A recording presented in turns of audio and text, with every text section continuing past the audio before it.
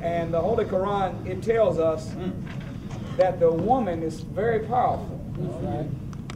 Very powerful. Very powerful. And in fact, the Quran says that all that they worship besides Allah Come on. are but female deities. That's right. Right. So if a man ain't bowing down to God, Come on. he's going to be bound down to a woman. That's right. That's right. That's right. Don't you know whatever you submit to, you will become like? That's right. Whatever you submit to, you will become like. That's right, brother. So the only way that a man remains in the natural superior position over the female, that degree above the female, is if he puts himself psychologically, emotionally, and physically in a position where she bows to him instead of him bowing to her. It's a scientific process, brothers, to the young soldiers, that turns the look of a boy to a girl at a certain age from ugh to ooh. It is. Testosterone. So when Brother Dennis was talking about hair under your arms, anywhere hair begins to show up on the body, it means power is coming to that reach. It's the sign power is coming to that reach. Well, testosterone is nothing more than a chemical that floods the system that is a steroid. Listen. Did you hear me? Yes, sir. That speeds up and magnetizes all of your natural attractions. Come on. Whenever you have never experienced that, and all of a sudden at 11, 12, 13, it hits the floodgates. Now, you say, well, it's just a chemical. Well, all thoughts are chemicals too. Thought is electrochemical energy. In other words, thoughts are liquids, chemicals that move at 24 billion miles per second. So when testosterone, when that rush mixes as a chemical with the chemical of thought, it turns the nature of your thinking into something different. That's right. So every phase of development has its own built-in trial.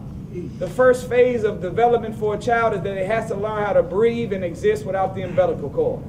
Next phase, it has to learn how to pull from the breast of the woman to get nourishment, right? Yes, sir. At a certain time, it has to learn how to get up and balance itself and walk. It has to learn how to feed itself. Well, as you get older into that teenage years, the next built-in struggle, not from television, not from the internet, but from Allah himself, Come on. is that you have to now discipline yourself to master the urge of sex that is coming up in you.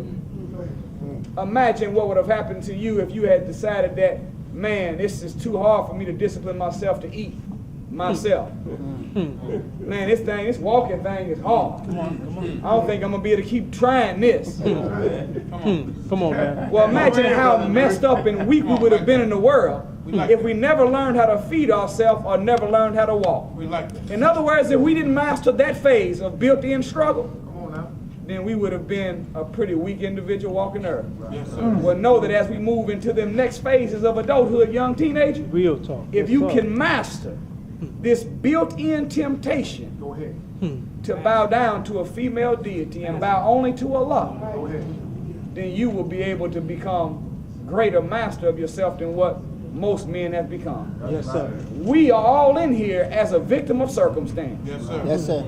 But the minister says on page 100 of Torchlight for America, he said it is righteousness that really unlocks the power of your mind. That's right. So as everyone has said, Godship is mind power. That's right. Well, you can't unlock the power of your mind without having some good morals. Don't bow down to no woman. Make a woman bow down to you. You bow to Allah. And you think with your big head. Not with your little head. Did you hear me? Yes, sir. And if you want to give yourself a hand, pat yourself on the back for doing something good. I'm gonna leave it like that. Let's give a